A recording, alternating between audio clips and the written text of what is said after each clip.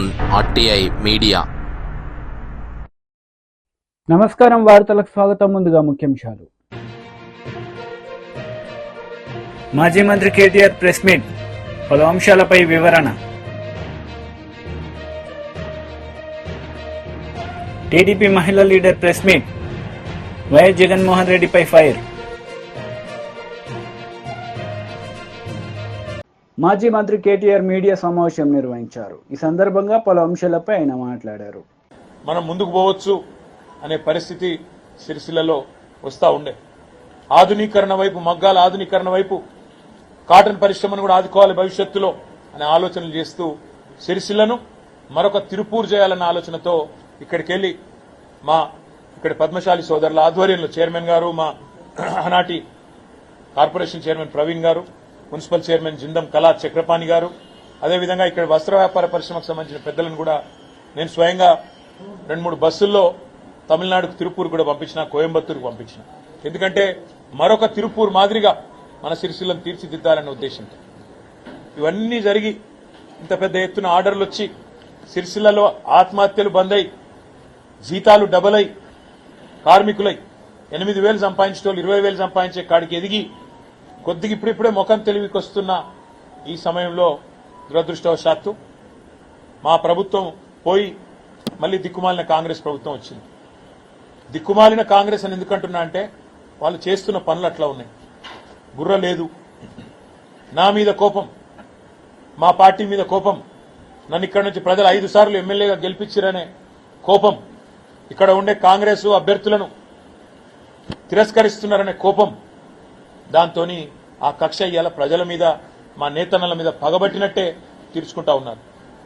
మొత్తం బతుకమ్మ చీరల ఆర్డర్లు బంద్ చేసిండ్రు, డైలాగులు కొట్టిర్రు. కాకపోతే బతుకమ్మ చీరలు ఏదో కుంభకోణం అయింది, లంబకోణం అయింది, ఏమో అయిపోయింది, దాన్ని పరిశోధిస్తామన్నారు.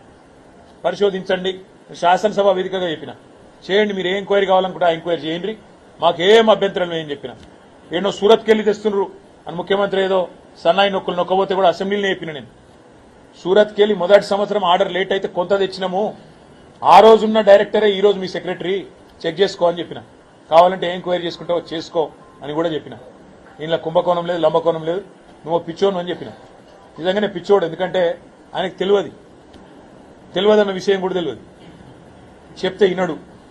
అయ్యా, నేత కార్మికులు మళ్ళా చచ్చిపోతున్నారు, ఇప్పటికి రాష్ట్రంలో 22 మంది చచ్చిపోతున్నారని చెప్పి లిస్ట్ ఇచ్చిన అసెంబ్లీలో. ఇంతమంది చచ్చిపోయినరు, సాయం చేయి మనసుంటాయని చెప్పిన. ఇంతవరకు స్పందన లేదు. రైతులు చచ్చిపోతున్నారు, వాళ్ళ లిస్ట్ ఇచ్చిన, స్పందన లేదు. ఆటో డ్రైవర్లు ఆత్మహత్య చేసుకుంటున్నారు, చూడు అన్న, లిస్ట్ ఇచ్చిన, స్పందన లేదు. అసెంబ్లీలో ఇచ్చిన, స్పందన లేదు. ఇవాళ నేను ఈ రాష్ట్ర ప్రభుత్వాన్ని ఒకటే డిమాండ్ చేస్తా ఉన్నా. మీరే మీ ప్రభుత్వం వచ్చినాక పెద్ద పెద్ద మాటలు నరికిండి ఇడికొచ్చి. మంత్రులు, ఇక్కడ ఉండే కొంతమంది కాంగ్రెస్ నాయకులు ఏదో కేసీఆర్ గారి ప్రభుత్వంలో ఏదో అన్యాయం అయిపోయింది, మేము ఇంకా బాగా చేస్తాం, 365 రోజులు ఉపాధిస్తాం నేతన్నలకు అన్నారు. మరి అలా 10 నెలలు నిండతందుకు వచ్చింది, 11 నెలలు అడుగు పెడతాం ఇంకో 4-5 రోజులు అయితే. మరి ఏం సాధించింది మీరు, ఏమిచ్చిరు చెప్పాలని నేను అడుగుతున్నా. మా ప్రభుత్వం ఉన్నప్పుడు మొత్తం 9.5 ఏళ్లలో ఒక్క సిరిసిల్లకు 3,312 కోట్ల ఆర్డర్లు ఇచ్చింది. మరి మాకంటే ఎక్కువ చేస్తామన్నోళ్ళు, 365 రోజులు పని కల్పిస్తామన్నోళ్ళు, మీరు 6 నెలలే కల్పించారు, 7 నెలలే కల్పించారు అన్నోళ్ళు మరి డబల్ ఇవ్వాలి కదా ఆర్డర్. మేము 3,300 ఇస్తే నువ్వు 6,600 ఇవ్వాలి కదా ఆర్డర్లు. ఇప్పటికి ఎన్ని ఇచ్చినావు? కానే వస్తాను, 10 నెలలు పూర్తయింది, 11 నెలలు పడుతూనే ఉన్నది. మరి ఏం జరిగింది? మా సిరిసిల్ల నేతన్నలు కూడా ఆలోచించాలని నేను కోరుతా ఉన్నా. ఇలా వాళ్ళొకరు వీళ్ళొకరు వచ్చి నోటికొచ్చినట్టు మాట్లాడుతూ ఉన్నారు. నేను వారికి గుర్తు చేస్తున్నా, 3,312 కోట్లల్లా మా ప్రభుత్వం పోతుందని మేము అనుకోలే. అనుకుంటే నేనే పోయేటప్పుడే మొత్తం బాకీలు క్లియర్ చేసి పోతుంది. ఎంత బాకీ ఇచ్చిపెట్టినాం మేము? 3,312లా 200 చిల్లర కోట్లు మాత్రమే ఇచ్చేది ఉండే. అంటే ఎంత పర్సెంట్ అది? 1% కూడా కాదు. అందుకే నేను అంటున్నా, తెలిసి తెలియక కాంగ్రెస్ సన్నాసులు మాట్లాడే మాటలు, వాటికి మీరు ఆగం కాకుండ్రి, కన్ఫ్యూజ్ కాకుండ్రి. మీ తరఫున కొట్లాడుతందుకు మేము ఉన్నాం, కానీ పోరాటానికి మీరు కూడా ముందుకు రావాలని చెప్పి నేను కోరుతా ఉన్నా. సిరిసిల్ల నేతలు కొట్లాడడానికి మేము సిద్ధంగా ఉన్నా, మీ తరఫున మాట్లాడడానికి మేము సిద్ధంగా ఉన్నా. అనవసరంగా వాళ్ళు వేసే ఎత్తుగడలకు మీరు ఆగం కాకండి. నేను ముఖ్యమంత్రిని డిమాండ్ చేస్తా ఉన్నా. నువ్వే చెప్పినావు, ఒక చీర కాదు 2 చీరలు ఇస్తా అన్నావు.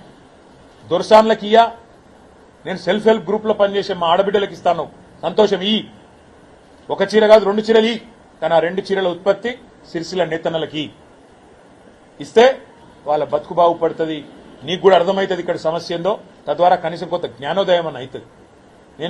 నేను ఒక్క డిమాండ్ ఈ ప్రభుత్వాన్ని చేస్తా ఉన్నా, ఏ కారణం చేత ఈరోజు సిరిసిల్లను గోసవుచ్చుకుంటున్నావు, ఇక్కడ నేతన్నలను గోసవుచ్చుకుంటున్నావో చెప్పాలని చెప్పి నేను డిమాండ్ చేస్తా ఉన్నా. 10 ఏళ్లు చక్కగా నడిచిన వ్యవస్థ ఆత్మహత్యలు బంద్ అయిపోయిన పరిస్థితి నుంచి ఇలా మళ్ళొక్కసారి ఆత్మహత్యలు జరుగుతున్నాయంటే నీకు కనీసం మనసు లేదా? కనీసం ఆ మనసులో ఒక్క క్షణమన్న బాధ అనిపిస్తలేదా? ఆలోచించమని చెప్పి ముఖ్యమంత్రిని కోరుతా ఉన్నా. అదే మాదిరిగా సిరిసిల్లలో ఒక నేతన్నలే కాదు, అందరూ ఇబ్బంది పడతా ఉన్నారు. చాలా విచిత్రమైన పరిస్థితి ఇక్కడ అధికారులు కూడా కాంగ్రెస్ పార్టీ నాయకుల్లాగా, కాంగ్రెస్ పార్టీ కార్యకర్తల్లాగా అత్యుత్సాహాన్ని ప్రదర్శిస్తూ అడ్డగోలు జమాబందీ వ్యవహారం చేస్తా ఉన్నారు. మొన్నటికి మొన్న 54 రేషన్ దుకాణాలు ఇక్కడ మా గతంలో ప్రభుత్వం ఉన్నప్పుడు కొత్త రేషన్ దుకాణాలు పెట్టినాం. చిన్న పల్లెలలో, పోతిరెడ్డి పల్లె లాంటి చిన్న పల్లెలో పెట్టినాం, రాగట్ల పల్లె లాంటి చిన్న పల్లెల కొత్త గ్రామ పంచాయతీ చేసి అక్కడనే మళ్ళీ వాళ్ళు ఇంకో పక్క ఊరికి పెద్ద ఊరికి పోయి అక్కర లేకుండా ఆడనే దుకాణం పెట్టినాం. దుకాణం పెట్టి ఏం చేసినాం, మేము స్థానికంగా ఉండే మహిళా సంఘానికి అప్పచెప్పినాం, మీరు నడుపుకోండి పొదుపు సంఘం వాళ్ళు, తద్వారా మీకు ఇంత ఆమ్దాని ఉంటుందని చెప్పి పొదుపు సంఘం వాళ్ళకి అప్పచెప్పినాం. మరి నువ్వేం చేసినావు వచ్చి ఇప్పుడు? ఇక్కడ నా చేతిలో 4 సార్లు ఓడిపోయిన ఆయన ఏందో ఆయనే రాజు, ఆయనే మంత్రి అన్నట్టు, ఆయన ఇక నేనే నడుపుతా మొత్తం ప్రభుత్వాన్ని, అసలు ఇక అటు రేవంత్ రెడ్డి ఇక్కడ నేను అన్నట్టుగా బీజేపీ లీడర్ మీడియా సమావేశం నిర్వహించారు. ఈ సందర్భంగా పలు అంశాలపై ఆయన మాట్లాడారు.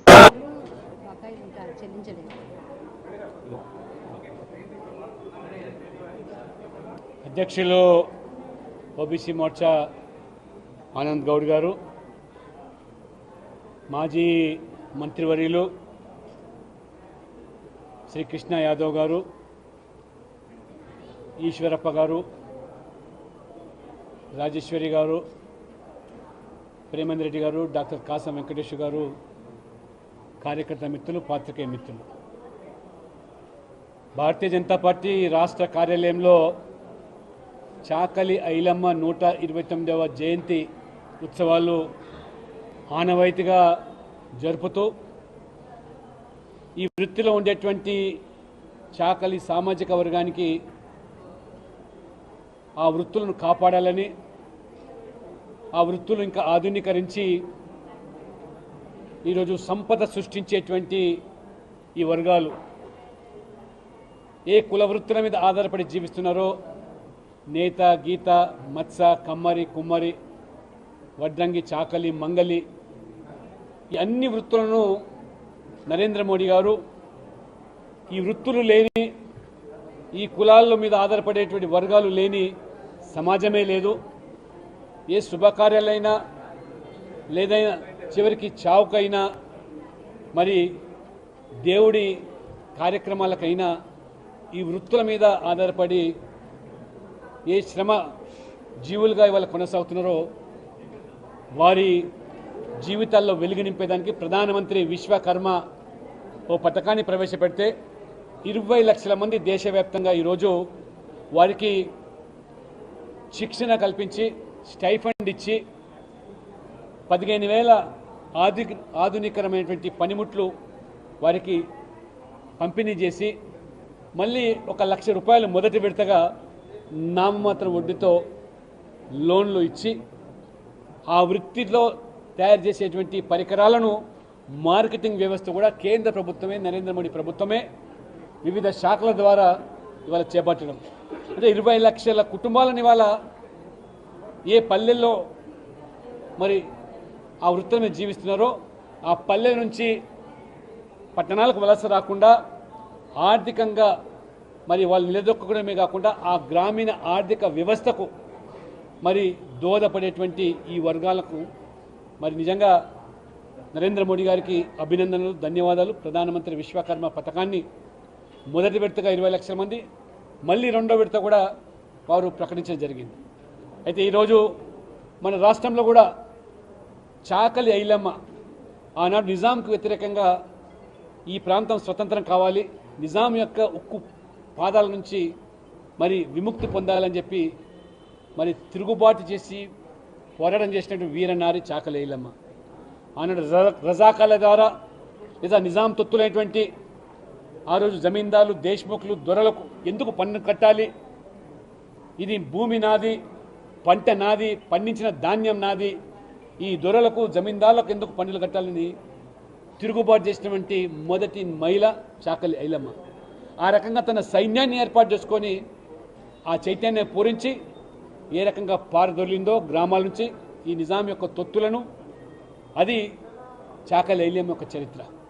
ఆ కనుమరుగైన చరిత్రను భారతీయ జనతా పార్టీ తెలంగాణ విమోచన పేరు మీద మరి వెలుగులోకి తీసుకొచ్చి భావితరాలకు స్ఫూర్తినిచ్చే విధంగా ఏ బలహీన వర్గాలు అణిచివేయబడ్డారో వారిని తిరుగుబాటు చేసి ఆ పోరాట పటిమ నింపి నిజాంకు వ్యతిరేకంగా మరి ఏ రకంగా పోరు సల్పారో అది ఆ చాకలి ఐలమ్మని స్ఫూర్తిగా తీసుకొని ప్రభుత్వాలు మరి ఇవాళ ఈ రాష్ట్రాన్ని పాలించే ప్రభుత్వాలు ఆ యొక్క రజాకార్ల వారసత్వంతో ఉన్నటువంటి మజ్లిస్ పార్టీకి తల ఒగ్గి ఇలాంటి వీర నారీల చరిత్ర చాకలి ఐలమ్మ కానీ, దొడ్డి కొమరయ్య కానీ, కొమరం భీం కానీ, షోబుల్లా ఖాన్, వీళ్ళందరి చరిత్రను కూడా మరి ఏ రకంగా కాళ్ళ గర్భంలోకి మళ్ళీ కలిపినారో కేవలం ఈ మజ్లిస్ యొక్క కుతంత్రాలకు లొంగిపోయి రేవంత్ రెడ్డి గారు ముఖ్యమంత్రి గారు కూడా అనేకమైనటువంటి హామీలు ఇచ్చారు. ఇప్పుడు కొత్తగా సంతోషం, చాకలి ఐలమ్మ పేరు మీద మహిళా కోటి విశ్వవిద్యాలయంలో ఉన్నటువంటి మహిళా విశ్వవిద్యాలయాన్ని చాకలి ఐలమ్మ విశ్వవిద్యాలయంగా మార్చారు. కేవలం పేరు మార్చినంత మాత్రం సరిపోదు. ఏం చాకలి ఐలమ్మ అయితే నిజాంకు వ్యతిరేకంగా పోరాడి విమోచన పొందినామో ఆ విమోచన దినోత్సవాన్ని కూడా నువ్వు మరి జరపకుండా ఎందుకు జంకుతున్నావు, ఇవాళ ఓవైసీకి ఎందుకు తలగుతున్నావు, మరి ఈరోజు మరి ప్రజాపాలన పేరు మీద అని ఉత్సవాలు నిర్వహిస్తూ ఉంటున్నాం. నిజాం మీద పోరాటి సాధించినటువంటి ఆ విముక్తి పోరాటానికి నిర్వచనమే విమోచన. కాబట్టి అంతేకాకుండా గత ప్రభుత్వం ఈ యొక్క వర్గాలన్నీ కూడా విస్మరించి కేసీఆర్ ప్రభుత్వం, బీఆర్ఎస్ ప్రభుత్వం మోసం చేస్తే, బీసీలను అణచివేస్తే వైసీపీ లీడర్ మీడియా సమావేశం నిర్వహించారు. ఈ సందర్భంగా పలు అంశాలపై ఆయన మాట్లాడారు. ప్రభుత్వం కూడా బాధ్యత వహించాల్సి ఉంటుంది. అక్కడ ఎందుకు పని చేయట్లేదు, ఏం చేయట్లేదు, అక్కడ మరి ఆ సిస్టమ్స్ అన్ని కూడా సరిగా ఉన్నాయా లేవా అనేది ప్రభుత్వం కూడా చూసుకోవాలి. ప్రభుత్వం ఎంతవరకు దానికి అంతా కూడా సహకరించి ఎన్ని ఇన్స్ట్రుమెంట్స్ కానీ ఏదైనా కొనుక్కోవడానికి కూడా సహకరించింది, ఇవన్నీ కూడా ఉంటాయి. ఏమీ చూడకుండా చేయకుండా ఒక అధికారిని అందరి ముందు అది ఆ సిస్టమ్ ఆయన అన్నట్టుగా మరి అప్పటి ముఖ్యమంత్రిని చూస్తారు అని చెప్పి అనంటే అది బెదిరించినట్టుగా ఉంది అక్కడ. ఎందుకంటే అప్పుడు కూడా అట్లే చేశారు. మరి ఆ రోజున జన్మభూమి కమిటీ మీటింగ్లలో మాట్లాడుతూ ఎక్కడంటే అక్కడ అధికారుల్ని ఆ యొక్క స్టేజ్ మీదకి పిలిచి అందరి ముందు మరి వాళ్ళని అవమానపరిచి చాలామంది వాళ్ళకి హార్ట్ ప్రాబ్లమ్స్ వచ్చి పడిపోయినటువంటి సంఘటనలు కూడా మనం ఇదివరకు చూసాం. మరి అదే స్టైల్లో మరలా ఇప్పుడు అధికారులను భయపెట్టడం అనేది పద్ధతిగా లేదు అని చెప్పేసి కూడా నేను ఈ సందర్భంగా మరి తెలియజేస్తా ఉన్నా. మరి ముఖ్యమంత్రి గారు మరి సీనియర్ పొలిటీషియన్, మరి ఎన్నోసార్లు ప్రభుత్వంలో ముఖ్యమంత్రిగా చేశారు. మరి అధికారులు, ప్రభుత్వాలు వస్తూ ఉంటాయి, పోతూ ఉంటాయి. ఐఏఎస్ కానీ, ఐపీఎస్ కానీ, ఇతర చిన్న అధికారులు కానీ, ఎవరైనా కానీ ప్రభుత్వంలో వాళ్ళు పర్మనెంట్గా ఉంటారు. వాళ్ళు రిటైర్మెంట్ వయసు వచ్చిన దాకా ఉద్యోగస్తులు పనిచేస్తూ ఉంటారు. వాళ్ళను ఎక్కడ పోస్టింగ్ ఇస్తే అక్కడ చేస్తూ ఉంటారు. ఒక మంచి అధికారిగా పనిచేసి మంచి పేరు తెచ్చుకుంటే వాళ్ళని తీసుకొచ్చి ఒక మంచి పోస్టింగ్స్ ఇస్తారు. వాళ్ళకి బాగా చేయగలుగుతాడు ఇతను, ఆ ఉద్యోగం సక్రమంగా నెరవేర్చగలుగుతాడు అని తీసుకొస్తారు. అలాగే సీఎం ఆఫీసులో కూడా మంచి అధికారులను తీసుకొచ్చి పోస్టింగ్స్ కూడా ఇస్తూ ఉంటారు. అయితే మరి ఎందుకో ఈ మధ్య కాలంలో చూస్తూ ఉన్నాం. మరి మొన్న ఎలక్షన్స్ అయిన తర్వాత గత ప్రభుత్వంలో పనిచేసినటువంటి అధికారులు, కీలక స్థానాల్లో పనిచేసినటువంటి అధికారులు, ఐఏఎస్ వాళ్ళని, ఐపీఎస్ వాళ్ళందరినీ కూడా పక్కన పెట్టి పోస్టింగ్స్ ఇవ్వకుండా మరి సీనియర్ మోస్ట్ ఒక డీజీపీ స్థాయి అధికారిని కూడా పక్కన పెట్టడం, కమిషనర్ ఆఫ్ పోలీస్ లెవెల్లో ఉన్నటువంటి డిఐజీ లెవెల్లో ఉన్నటువంటి వాళ్ళని వీళ్ళందరినీ కూడా పక్కన పెట్టి మీరు డీజీపీ ఆఫీస్కు పోయి పొద్దున్నే సంతకం పెట్టి సాయంత్రం వరకు అక్కడ ఎక్కడో వెయిట్ చేసి పోవాలనడం అనేది చాలా హాస్యాస్పదం అని కూడా నేను ఈ సందర్భంగా తెలియజేస్తా ఉన్నా. ఐఏఎస్ ఐపీఎస్ అధికారులు అంటే ఎంతో కష్టపడి వాళ్ళ జీవితంలో ఎంతో కష్టపడి సాధించుకుని ఆ ఉద్యోగము దేశానికే గర్వకారణంగా వాళ్ళు ఉద్యోగాలు చేస్తూ ఉంటే అలాంటి ఉద్యోగాలు ఏ ప్రభుత్వం వచ్చినా కూడా ఎక్కడ వేసినా వాళ్ళు పోయి ఉద్యోగాలు చేస్తూ ఉంటారు. మరి వాళ్ళ చేసే పనితనాన్ని బట్టి వాళ్లకు మీరు పోస్టింగ్స్ ఇస్తూ ఉంటారు.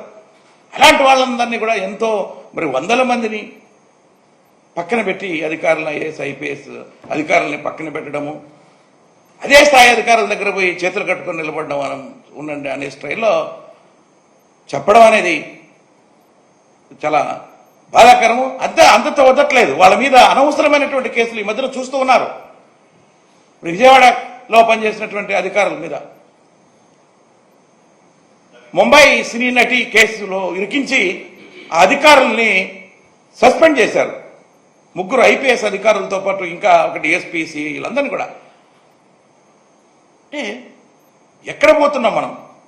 టీడీపీ లీడర్ మీడియా సమావేశం నిర్వహించారు. ఈ సందర్భంగా పలు అంశాలపై ఆమె మాట్లాడారు. తిరుపతి లడ్డు క్వాలిటీ తగ్గింది, దాని మీద చర్యలు తీసుకోండి అని చెప్పేసి సంబంధిత అధికారులకి ఒక విజ్ఞప్తి చేసుకొని రావడం జరిగింది. ఇదే కాకుండా ఈరోజు దీని నుంచి తప్పించుకోవడానికి ఎట్లా పడితే అట్లా విమర్శలు చేస్తా ఉన్నారు. అసలు ప్రజలందరూ చూస్తున్నారు. కొంతమంది పెద్దవారు సొసైటీలో పెద్ద పెద్ద హోదాల్లో ఉన్నవాళ్లు ఎంత అధ్వానంగా మాట్లాడుతున్నారంటే తప్పు చేసిన వాళ్ళు తప్పు చేసినాము అని చెప్పేసి ఒప్పుకోవడము, లేకపోతే మౌనంగా ఉండడం చేయాలా. కానీ దొంగే దొంగ దొంగ అన్నట్టు వీళ్ళే తప్పు చేసి వీళ్ళే దీనికి గుళ్ళల్లో పూజలు చేయడము, తిరుమలకి కాలినడకపోవడం అంటే కొత్త కొత్త డ్రామాలు మొదలు పెట్టారు. ప్రజలందరూ గమనిస్తున్నారు మీ యొక్క నాటకాలని. ప్రజలందరికీ అర్థమవుతోంది గత 5 సంవత్సరాల నుంచి మీరు ఏ అబద్ధాలు మాట్లాడినారో. ఈ రోజు ఓడిపై 11 సీట్లకు పరిమితమైనా గానీ మీ యొక్క పద్ధతి ఏ విధంగా మారలేదనే విషయం ప్రజలకందరికీ అర్థమవుతుంది. నేను మామూలుగా ఎవరితోనో కూర్చొని తిరుమల తిరుపతి ప్రసాదంలో ఇలా ఉంది అనంటే అయ్యో మనము అప్పుడు పోయి ప్రసాదం తీసుకున్నామే ఇప్పుడు ఎట్లా అనే పరిస్థితిలో ప్రజలు ఉన్నారు.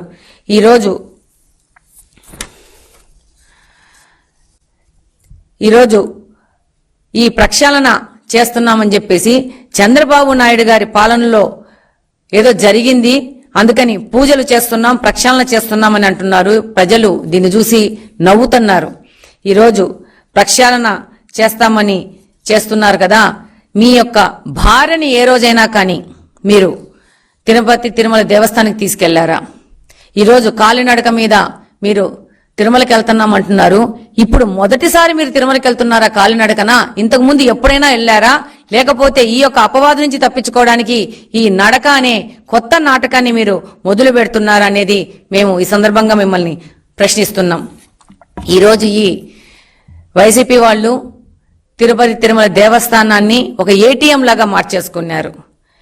ఏ రోజు గాని హిందూ సాంప్రదాయాలకు సంబంధించిన పూజలు చేయని జగన్మోహన్ రెడ్డి గారు టీడీపీ హయాంలో పాపాలకు ప్రక్షాళన అని చెప్పేసి దేవాలయాల్లో పూజలంటూ ఒక కొత్త నాటకాన్ని మొదలు పెట్టడము, ఈ యొక్క కల్తీ నెయ్యి ఒక కర్త కర్మ క్రియ వైసీపీకి సంబంధించిన నాయకులు, దాని నాయకుడు జగన్మోహన్ రెడ్డి గారు అనేది ప్రతి ఒక్కరికి తెలుసు. దీని నుంచి తప్పించుకోవడానికి దేశంలోనే కాదు ప్రపంచం మొత్తం ఉన్న హిందువుల మనోభావాలు ఈరోజు దెబ్బతీశారు. దాని నుంచి తప్పించుకోవడానికి వీళ్ళు కొత్త నాటకం మొదలు పెట్టడం జరిగింది. ఈరోజు స్వామివారి లడ్డూను ఈరోజు ఈ డేట్ కు చూస్తే పాత పోయిన వాళ్ళకి, పాత లడ్డూగా ప్రసాదంగా తీసుకున్న వాళ్ళకి, ఈ రోజు లడ్డు ప్రసాదంగా తీసుకున్న వాళ్ళకి ప్రత్యేకంగా ఎంత తేడా ఉందో అర్థమైపోతుంది. ప్రతి ఒక్కరు ఇదే మాట్లాడుకుంటున్నారు. ప్రపంచవ్యాప్తంగా తిరుమల దేవస్థానం యొక్క లడ్డూకు ఎంతో విశిష్టత ఉంది. ప్రతి ఒక్కరూ తిరుపతి లడ్డూ కోసం ఎదురు చూసే పరిస్థితుల నుంచి తిరుపతి లడ్డూ మనం తిన్నామా ఈ 5 సంవత్సరాల్లోనే బాధపడే స్థితికి ఈ వైసీపీ ప్రభుత్వము మన తిరుపతి దేవస్థానాన్ని తీసుకొని వచ్చింది.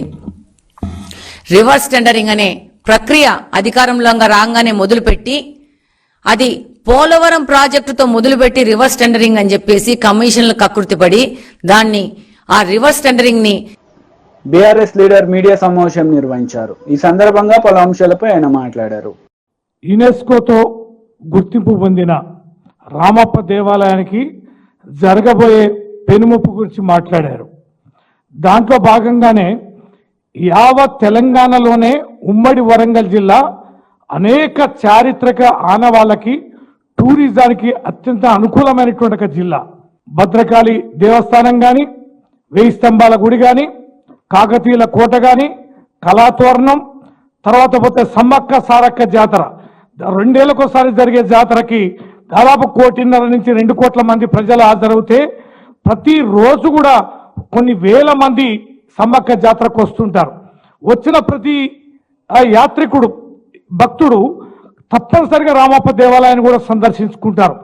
వేల మంది, లక్షల మంది, కోట్ల మంది వివిధ ప్రాంతాల నుంచి, వివిధ రాష్ట్రాల నుంచి ఈ యొక్క దేవాలయాన్ని సందర్శించి ఒక చారిత్రక గొప్ప ఆనవాలుగా దక్షిణ భారతదేశంలో ఉన్న 800 సంవత్సరాల క్రితం నిర్మించిన అద్భుతమైనటువంటి కట్టడంగా అనేకమైన అద్భుతమైన శిల్పాలతో నాడు కాకతీయులు నిర్మించిన ఆ గుడిని చూసి అందరూ అబ్బురు చెందుతారు. అందుకనే అంతర్జాతీయ సంస్థ అయిన యునెస్కో గుర్తించి ఆ గుర్తింపించిన ఏకైక దేవాలయం. అలాంటి దేవాలయానికి సంబంధించి పరిరక్షణకు గాను కొన్ని గైడ్ లైన్స్ ఉన్నాయి. ఆ గైడ్ లైన్స్ కి అనుగుణంగానే దీనికి సంబంధించి అది కూడా మళ్ళీ కాంగ్రెస్ ప్రభుత్వం పివి నరసింహారావు గారు పేరు పెట్టి పివి నరసింహారావు ఓపెన్ కాస్ట్ అక్కడ ప్రారంభించబోయేది. 300 మీటర్ల లోతులో ఆ యొక్క ఓపెన్ కాస్ట్ నిర్మించడానికి ప్రయత్నం చేస్తున్నారు. దీనిని మా ఉమ్మడి వరంగల్ జిల్లా అంతా కూడా ప్రతిష్టాత్మకంగా తీసుకుంటున్నాం. అటు పాండవుల గుట్టలు, ఇటు లగ్నవరం చెరువు, సమ్మక్క జాతర, ఇటు వరంగల్ సిటీ మొత్తంగా వివిధ ప్రాంతాల నుంచి, వివిధ దేశాల నుంచి, వివిధ రాష్ట్రాల నుంచి వచ్చే ఈ తెలంగాణకు వచ్చే చాలా మంది టూరిస్టులంతా కూడా ఖచ్చితంగా వరంగల్ జిల్లా సందర్శించుకొని పోతుంటారు. అందుటి ప్రపంచ పట్టణంలో గుర్తించబడిన యునెస్కో గుర్తించబడిన రామప్ప దేవాలయాన్ని కూడా సందర్శించుకుంటారు. రామప్ప దేవాలయానికి సంబంధించి ఆ కట్టడానికి సంబంధించి ఇప్పుడు ఓపెన్ కాస్ట్ కనుక ప్రారంభిస్తే ఖచ్చితంగా జరగబోయే నష్టాన్ని మా జిల్లా ప్రజలు ఎట్టి పరిస్థితుల్లో సహించరు. మా జిల్లా సంగతి తెలిసిన ఎవరు కూడా ఈ రకమైన ప్రయత్నం చేయరు. తెలంగాణ ఉద్యమాలు కానీ, చారిత్రక తెలంగాణ సాయుధ పోరాటం కానీ, నాడు నిజాంకాలం వ్యతిరేకంగా పోరాటాలు కానీ, భూస్వామ్య వ్యవస్థ మీద తిరుగుబాటు కానీ, లేదా రాష్ట్ర సాధనలో కానీ అనేక కీలకమైన ఘట్టాల్లో వరంగల్ జిల్లా అగ్రభాగాన్ని ఉంటుంది. మా తెరువు రాబాకండి, మా చారిత్రక ఆనవాళ్ళని చెరపబాకండి, కుట్రలు కుతంత్రాలు చేయబాకండి.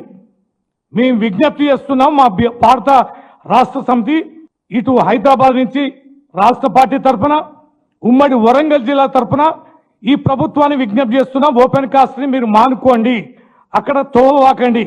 ఒకవేళ తవ్వడానికి ప్రయత్నం చేస్తే మర్యాద పూర్వకంగా ఈ రోజు ఏ రకంగానైతే మేము చెప్తున్నామో మిగతా ఈ ఉద్యమ రూపంలో పోయి మీ పునాదులు పెగిలించడానికి, ఆ మీ పునాదులని ఆ యొక్క ఓపెన్ కాస్ట్ లో కలపడానికి మేము సిద్ధంగా ఉన్నాం. తీవ్ర పరిణామంగా దీన్ని హెచ్చరికగా ఈ ప్రభుత్వం తీసుకొని అలాంటి ప్రయత్నాలను తక్షణమే మానుకోవాలి. చారిత్రక ఘట్టాలపైన ఏ రకమైన మరక అంటించడానికి, నష్టం చేయడానికి ప్రయత్నం చేస్తే ఈ ప్రభుత్వానికి బుద్ధి చెప్పడానికి వరంగల్ జిల్లా ప్రజలు కూడా సమయం వస్తే ఉద్యమం చేయడానికి సిద్ధంగా ఉండాలని ఈ సందర్భంగా మీడియా ద్వారా, మీ ద్వారా విజ్ఞప్తి చేస్తున్నాం. తక్షణమే ఉపసంహరించుకోవాలని ప్రభుత్వాన్ని హెచ్చరిస్తున్నాం. వార్తలు ముగించే ముందు ముఖ్యాంశాలు మరోసారి. మాజీ మంత్రి కేటీఆర్ ప్రెస్ మీట్, పలు అంశాలపై వివరణ. టీడీపీ మహిళా leader press meet, YS Jaganmohan రెడ్డిపై ఫైర్. ఈ వార్తలు ఇంతటితో సమాప్తం. తిరిగి ప్రసారమయ్యే వార్తల్లో మళ్ళీ కలుద్దాం. అంతవరకు సెలవు. నమస్తే.